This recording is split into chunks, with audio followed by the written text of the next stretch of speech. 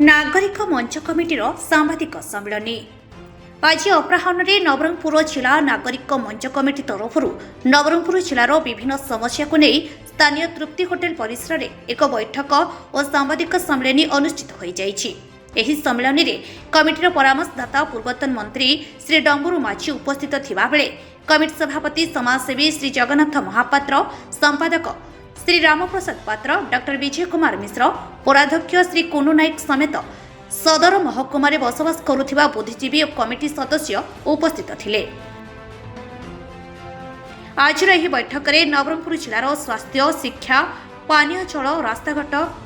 कृषि पर जल जोगाण परी जनसाधारण मौलिक सुविधा असुविधा उपर आलोचना होइथिला। समस्त अतिथि माने निज निज मत दे जिलार समस्त जनसाधारण को सुविधा असुविधा को एही नागरिक मंच द्वारा प्रशासन निकट को पहुंचेबा पई समस्त कमिटी सदस्य एक मत होई प्रेस विवृत्ति देछंती।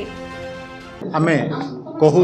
जे गोटे गणतांत्रिक देश रे सरकार एवं शासित बा शासक एवं शासित अछंती। शासकों पाखरे शासित बा नागरिक माने सेमानकर समस्या दाबी उपस्थापन करि परिबे एवं जड़े लोक हुए तो तार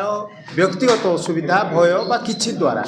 से निजर दाबी उपस्थापन कर न पारे। तेणु संघबद्ध भाव में एक कमिटी माध्यम से दाबी सरकार बा प्रशासन निकट में पहुँचे पार। यही उद्देश्य नहीं नवरंगपुर आगुरी बहुत कम थिला, वर्तमान एक नागरिक कमिटी गठित होइछि एवं एटा जिला स्तर में व्यापीब बा जिला स्तर हम एवं यही जो ग्रामांचल ठारू आरंभ कर नवरंगपुर जिला प्रशासन पर्यंत एटा रहिबो एवं लोक मानकर सुविधा असुविधा अभियोग एवं उन्नतिमूलक मध्य ताकू सरकार दृष्टि आकर्षण कर यह होछि यार मुख्य। नवरंगपुर जिला नागरिक कमिटी 2024 रु रेजिस्ट्रेशन करबे लागिले गोटे कागज पत्र मागिले तापई लेट है बर्तमान एबे हमर 6/1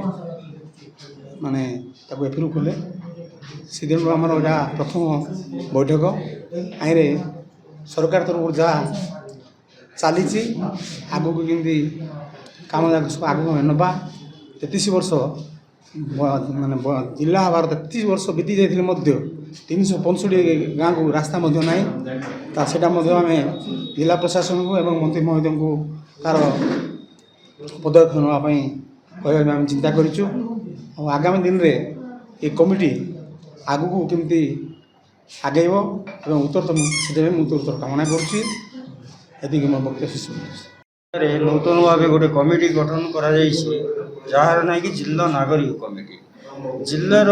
विभिन्न क्षेत्र में नागरिक मान को कमिटी सामिल करा आईनजीवी माने अच्छा, सांबादिक बंधु माने अच्छा, बुद्धिजीवी माने अच्छा, समस्त को लेकिन कमिटी गठन करा कमिटीर मूल लक्ष्य और उद्देश्य होम नवरंगपुर जिला होची एक सबुठारु पछुआ जिला। प्रत्येक क्षेत्र में स्वास्थ्य सेवा क्षेत्र में देखु आ गमनागमन क्षेत्र में देखु, शिक्षा क्षेत्र में, कृषि क्षेत्र में, जलसेचन क्षेत्र प्रति क्षेत्र में आमर जिला पछुआ और ये जिले में जिला प्रशासन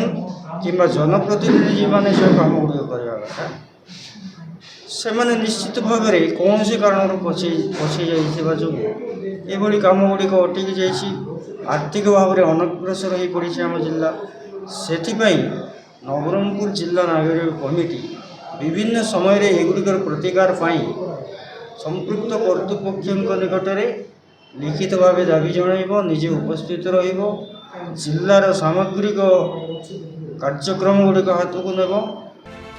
नवरंगपुर सीमाद्री पट्टनायक रिपोर्ट, संस्कार टीवी ओडिशा।